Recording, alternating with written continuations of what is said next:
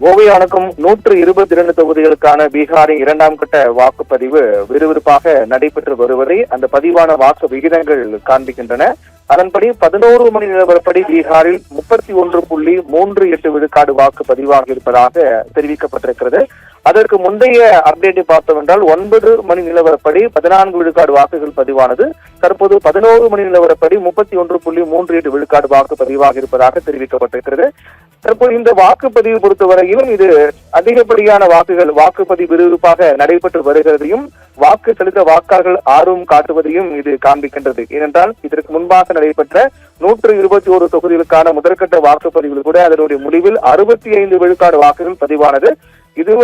அதற்கு முந்தைய நடைபெற்ற தேர்தலை விட இந்த 65 விழுக்காடு வாக்குப்பதிவு என்பது அதிகமாக இருப்பதாக சொல்லப்பட்டது. அப்படி என்றால் வாக்குப்பதிவு என்பது அதிகரித்து வருவதை இது காண்பித்தது. அதைத் தொடர்ந்து இரண்டாம் கட்ட வாக்குப்பதிவு எப்படி இருக்கும் என்ற எதிர்பார்ப்பு ஏற்படுத்திய சூழ்நிலையில் 11 மணி நிலவரப்படி பீகாரில் 31.38 விழுக்காடு பதிவாக இருப்பதாக தேர்தல் ஆணையம் தெரிவித்திருக்கிறார்கள். இன்னும் நேரம் செல்ல செல்ல இந்த வாக்குப்பதிவு இன்னும் அதிகரிப்பதற்கான வாய்ப்பு அதிகமாக இருக்கிறது. பொதுவாக இந்த வாக்குப்பதிவின் போது காலை நேரத்தில் சரியாக ஒரு 12 வாக்குப்பதிவு என்பது விறுவிறுப்பாக நடைபெறும்.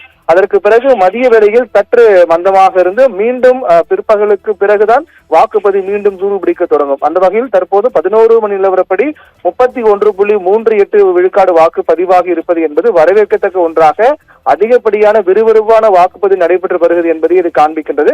இதற்கு பிறகு சற்று மந்தமாக இருந்தாலும் கூட பிற்பகலுக்கு பிறகு மீண்டும் வாக்குப்பதிவு சூடுபிடிக்க தொடங்கும். அந்த வகையில் இன்று மாலைக்குள்ளாக காலை 7 மணிக்கு தொடங்கிய வாக்குப்பதிவு 5 மணி வரை நடைபெற்று அதற்கு பிறகு வந்தவர்கள் டோக்கன் வழங்கப்பட்டு வாக்குப்பதிவு என்பது நடைபெறும். அந்த வகையில் பார்த்தோம் என்றால் இதே வேகத்தில் சென்றால் முதல் கட்ட வாக்குப்பதிவில் பதிவானது போன்ற 60 விழுக்காட்டுக்கு மேலான வாக்குப்பதிவு நிச்சயமாக இரண்டாம் கட்ட தேர்தலும் பதிவாகும் என்றும் எதிர்பார்க்கப்படுகின்றது. ஓவியா.